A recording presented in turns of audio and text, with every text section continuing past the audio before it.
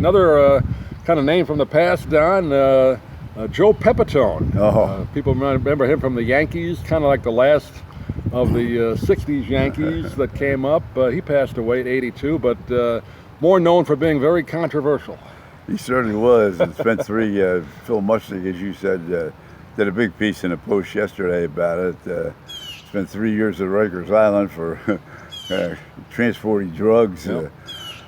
Always had out of his own way. Always had a great relationship with the Yankees. He came back after the problems and was a sort of an assistant batting instructor for a while. Right.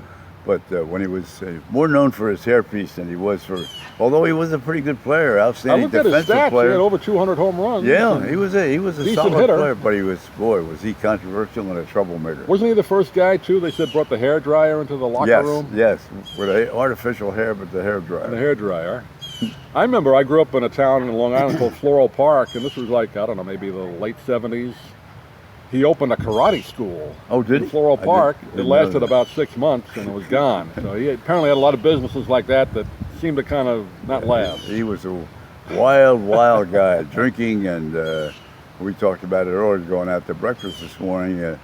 Last time Mushnick saw him, he wrote it in the paper yesterday, he saw him in the lanes. Right. And he said he was surprised he lived to 82. Yeah, he said he was surprised he lived to 82 with all his troubles, and he was very... Still on using drugs, unfortunately. Phil took offense that he called him Mush like he was a friend of his. And he said he was no friend of his.